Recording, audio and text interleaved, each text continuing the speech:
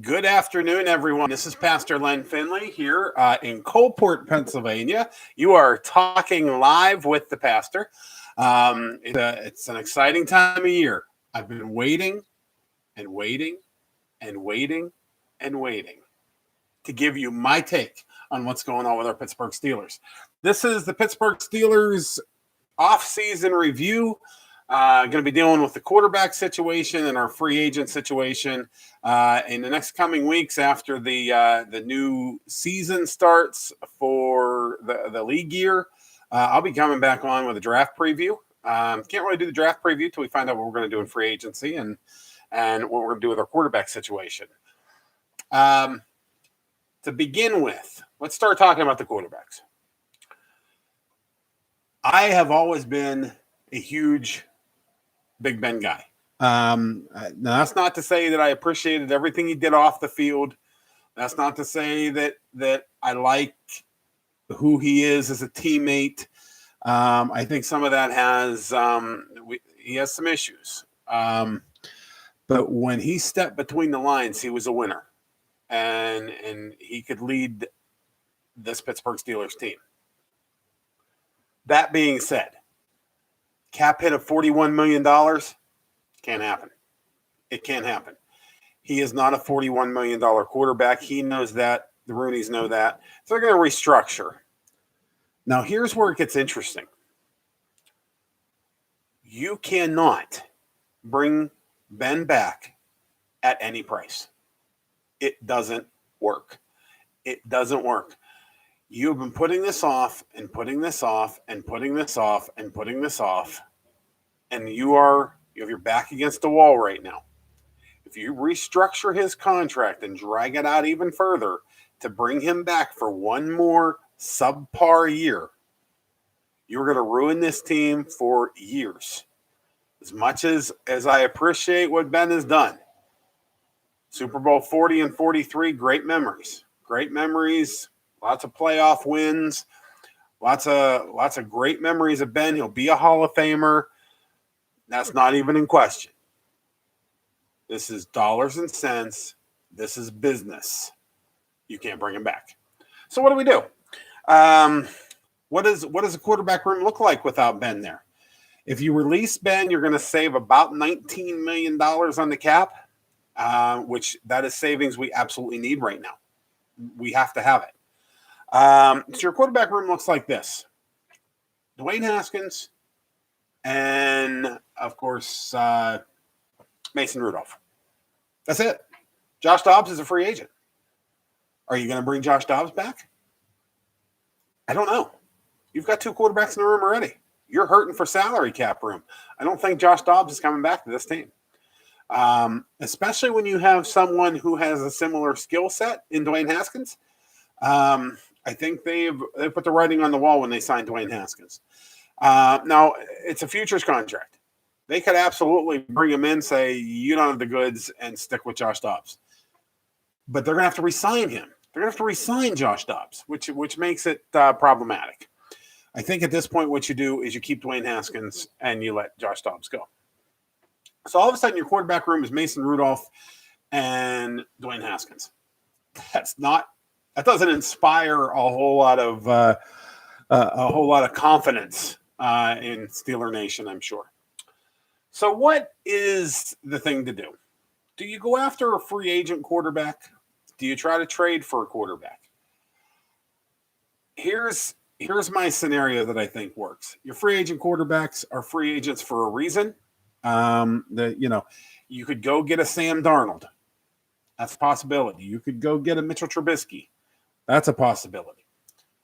But what I think you want to do to take this team where it needs to go, what you want to do is you want to trade draft picks this year. This isn't the Steelers' normal thing that they do. I get that. I understand that. Leave me a comment. Let me know what you think. But here's the situation they find themselves in. They have limited cap space. They may not even get under the cap. They have limited cap space. They have draft picks that they're going to have to sign. They have free agents they're going to have to sign. So this would be the ideal year to package up first and third, first and fourth, first and third this year with a second next year, to do one of two things.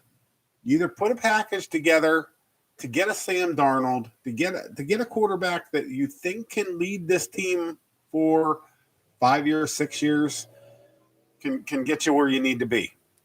Or this is what I'm proposing. You use that draft capital, you get yourself up the board, and make sure you get either a Mac Jones, a Kyle Trask, one of these bigger guys. Kyle Trask, you probably get in the second round. So that's neither here nor there. Kyle Trask, you get in the second round, but you get a Mac Jones. You get the guy from North Dakota State. You go up and get a guy that's going to lead this team. Yes, it's going to cost you some draft capital, but what's draft capital if you don't have money? That's the issue here. Speaking of money, so I mean that's what I would do. I would trade and try to get up the board and get one of these quarterbacks. It's a deep class. Mac Jones, I like Mac Jones. I think he's a little bit of a wild card, but I like him. The guy from North Dakota State, I think, is a home run. I think he's underrated. You're not going to get up there to get one of the top 2 or 3. To be perfectly honest, the Justin Fields from Ohio State, you can keep him. I don't think Ohio State quarterbacks have not fit into the NFL very well. And I think Justin Fields is just another cookie cutter Ohio State quarterback that's going to do nothing. Justin Fields, if you're watching, which I doubt you ever would be, nothing against you. I don't think your game is going to go to the next level. Personal opinion. So that being said, we're going to trade up in the draft and get ourselves a quarterback. Possibly the kid from North Dakota State or Mac Jones or somebody that can lead this team. So free agents. Let's talk about free agents a little bit. Again, you don't have much money. You're restructuring. Today, big news, they restructured Cam Hayward's deal, going to save us about $7 million on the cap. If you release Ben, that's a $19 million savings on the cap. Already you're saved $26 million. You have other people who you could restructure, you could release. There's a lot of there's some movement that can be had. It's not easy movement. You're going to be losing a lot of pieces. Let's start with the obvious ones. Bud Dupree, I would love to hold on to him. They're never going to be able to pay him. He's going to get a big contract. He's down the road. Avery Williamson, linebacker, I would love to keep him. I really would. I think he's a great depth piece, but I think he's going to get more money than the Steelers can offer. That's just a fact of the matter. James Conner. Our running game has been 31st. James, I love your story. I mean, Connor Strong, awesome young man. I wish I could have met him while he was in Pittsburgh here. He's going to get a contract somewhere else. Not going to be around. Al Villanueva has lost a step. You're not going to sign him either. Juju Smith-Schuster, you don't need to sign him. And that pains me to say that. You don't need to sign him. You have depth at the wide receiver position. Here's the guys that I would highlight, that I would be at the top of my list of free agents that Steelers have that I would want to re-sign. And at the top of that list, maybe a surprise. Might be a surprise, but I'm going to explain this a little bit. Mike Hilton. Mike Hilton is one of those guys that he can keep a defense glued together. He can do multiple things. He is a key cog in this puzzle. Because of the situation you're dealing with right now, you have an offensive line that's going to take a little while to kind of re-gel and retool and restock and get back to where it needs to be. The offense is going to struggle for 1, maybe 2 years, maybe 3. You have a defense that can keep you in games. They can take over games if they're healthy. Mike Hilton is a piece of that. You need to re-sign Mike Hilton. In my mind, it is a huge piece It is probably the biggest piece that we have there, and I put him actually about a half a step ahead of this next young man, Cam Sutton. Cam Sutton is a star in the making, I think, and you need to re-sign him too. You need to be strong at the corners. Your defense needs to be re-signed. Tyson Alualu, need to re-sign him. Spillane, got to re-sign him. Marcus Allen, got to re-sign him. They are key pieces to this team. I wouldn't even sign a draft pick before you re-sign these guys. You have to have them. On the offensive side, if you can get Matt Filer, re-sign him. He's, again, key piece. You can plug him in a couple of different places. Zach Banner, tough year this year for Zach Banner. I think you'll be able to re-sign him at a inexpensive rate. Might be for a year, might be for 2 years. But I think you're going to be able to re-sign him. Nobody's talking about this guy, but I've seen it. I've seen what he can do. I'm excited about it. He's a game changer. You need to re-sign Ray McLeod. You're going to lose Juju Smith-Schuster. Ray McLeod may actually get himself into the lineup, not being that Juju is going to be gone. Ray McLeod is your punt returner. He's your kickoff returner. He's a specialist. You need to have him. Ray, if you're listening, I'm all with you. I hope they re-sign you. I want you in Steeler black and gold. You are a Steeler through and through. Those are the guys that I would highlight. You must focus on the defensive side of the ball and make sure that you stay in football games. It's the key to the NFL. Stay in the game.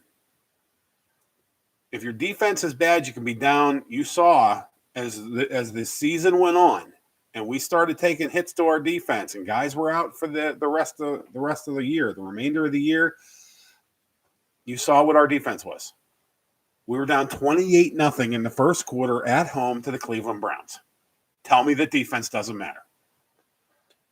Your defense can keep you in ball games while you're trying to get the offense back together. Get yourself a mid-level to high-level quarterback. Stick with the receivers you have. Matt Canada is coming in.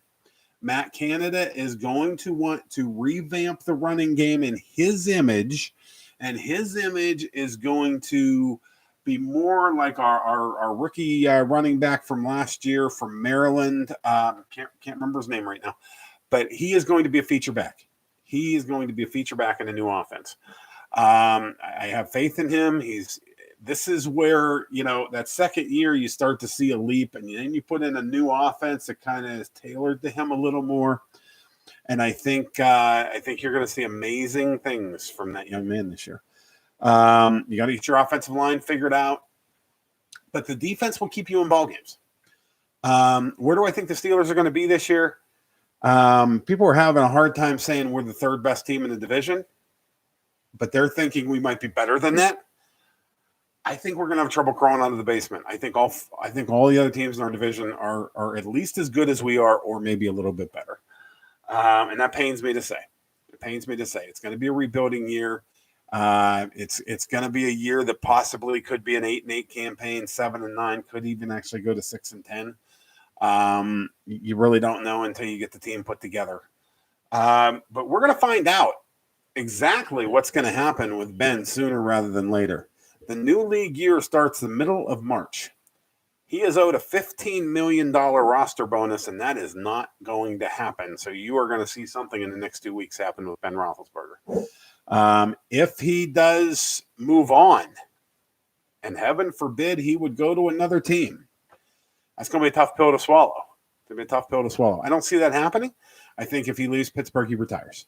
Marquise Pouncey retired. I think Ben's going to retire. Let's talk about one other thing. We talked about free agents.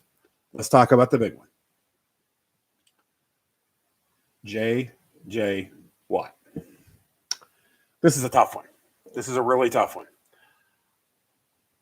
Is Pittsburgh the ideal place for him to be right now? No. Unfortunately not. Are we a Super Bowl contender right now this year? No. We're not. And I'm a lifelong Steeler fan. have watched every single one of our Super Bowls. I turn 49 next week. I've seen them all. I've seen them all, full games. I've lived them. We're not a Super Bowl team this year. We're just not. And it pains me to say that. That being said,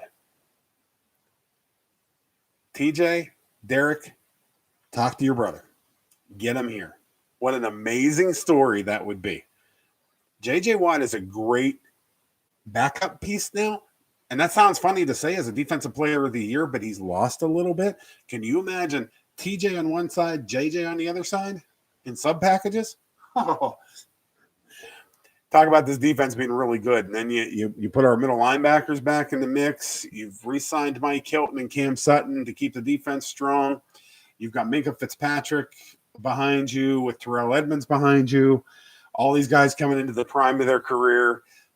This could be one terrific and dangerous defense. And I would look forward to watching those games just to see what we're going to be able to do. So to wrap up, my suggestion, move on from Ben. It pains me to say that. I've been a fan of Ben on the field, not off, on the field. Been a fan of Ben for a lot of years. I can remember the day he was drafted. I was very excited then. I've been excited the whole time he's been with us. It's gonna be tough to see him go. He is the Steelers leader in games played. Nobody in Steelers history has suited up more and put that jersey on more than Ben Roethlisberger.